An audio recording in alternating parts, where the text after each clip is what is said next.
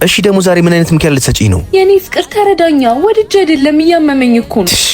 አይመለከተኝም። ስንቴ ነው መረዳሽ? አይገባሽም። ወንድ እኮ ነኝ። ምን ማለት ነው? ወንድነት ምን ያገናኘዋል? ቆይ ከዛሬ ነገስታ አካል ብዬ ብዙ ታገዝኩሽ። ስሜት አለኝ እኮ አላሳዝንሽም? ቆይ ያለ ግንኙነት አይኖርም እንዴ? አፈቅርሃለሁ፣ አንተም ታፈቅረኛለህ። ውሸት አታፈቅሪኝም። ብታፈቅሪኝማ ህመምን ምክንያት እያደረግሽ አትሸኝም ነበር። ቆይ እንዴት ነው የምታስበው? ሳልወድክ በዚህ ደረጃ መሞከር ይመስልሃል? በቃ ትንሽ ታገሰኝ። በጣም አዝናለሁ። ከዚህ በላይ አብሬሽ መሆን አልችልም። ምን ማለት ነው? በዛ ልክ እንደምታፈቅር የነገርከኝ ቃል የገባህልኝ በዚህ ተራ ነገር ልንለያይ ነው?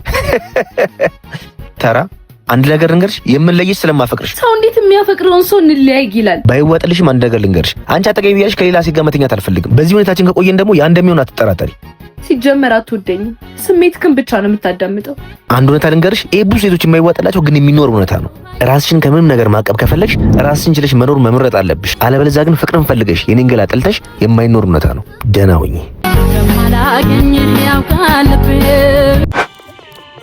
አሁንስ ይሄ ድብብቆሽ ስልችት ነው ያለኝ። አንቺ ልጅ ባለትዳር መሆንሽን ግን ትረሺዋለሽ መሰለኝ። ብቻ አላውቅም፣ ግን ወስኛለሁ።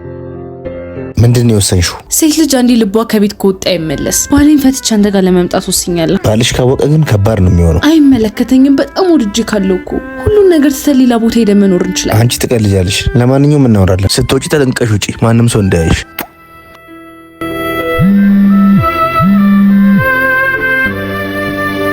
እናት በሰላም ነው ስልክ ማታነሹ? ካንቺ አልፌ እኮ ህይወትሽን ማስጨነቋት። ምን አርጊ ነው የምትለኝ? ለምንድን ነው የምትጨቀጭቀኝ? ስራ ቦታ ቶሎ እንደማይለቁኝ ስንቴ ነው የነገርኩህ? በቃ ይቅርታ እናቴ፣ አትናደጂ። ስትናደጂ እኮ ያምሻል። ለማንኛውም እቤት ስንገባ እንነጋገራለን። አይዞሽ ሙሽሪታ ይበልሽ ከፋ። የኔ ፍቅር፣ እኔ እስከ ሰርጋችን ቀን ድረስ መታገስ አልችልም። ምን ነው የኔ ወድ? ከላይም ከታችም ያለችኝ እህቴ እሷ ነች። እናትና አባታችን ከሞቱ በኋላ እኔና እሷን ተረጋግተን ያደግን። አውቃለሁ፣ ብዙ ጊዜ እኮ ደጋግመሽ ነግረሽኛል። እንዴት ረሳዋል? እንደዚህ ደጋግሜ እኮ የምነግርህ እንደዚህ የምትኮራባት የአሁን ፍቅረኛ የወደፊት ደግሞ ሚስትህ እንደዚህ ጠንካራ ለመሆኗ ሚስጥሯን እኮ ማወቅ ስላለብን። አንቺም እኮ ከዛሬ ነገ አስተዋውቃችኋለሁ እያልሽ በጉጉት ገደልሽ። ሄላውቴ አይገርምም? እያነሳንሽ መደወልሽ። ከማን ጋር እያነሳሽ? አስተዋውቅሻለሁ አልኩሽም። የት ነሽ? በማሚ ሀይ ብለሽን ትሄጃለሽ። ሰፈር አካባቢ ነኝ፣ ግን ሳልዘጋጅ አይደብርም? ኧረ አይደብርም። እኛ ሰፈር ያለው ካፌ ነን። በቃ ቶሎ ነይ የኔ ፍቅር። ደስ አይልም? ሻለችን እኮ ልትተዋወቀን እየመጣች ነው። አይዞሽ ሙሽሪታ ይበል።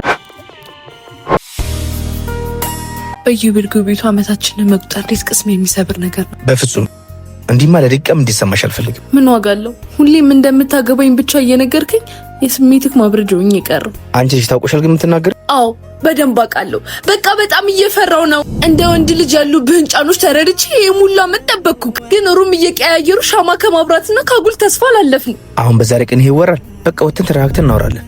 አሁንም ሰበብ ታውቃለህ?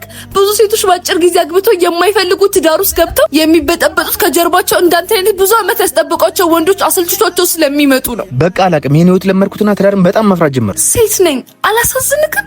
አንተ ያማረብክና ተፈላጊነትክ ሲበዛ፣ እኔ ደግሞ በተቃራኒው እየተረሳውና ቆሞ ቀር እየተባልኩኝ ነው የሚቀጥለው። እሺ የውጭውን የትዳር ማስፈራራ እንዴት አድርጌ ከሀሳቤ ላውጣ?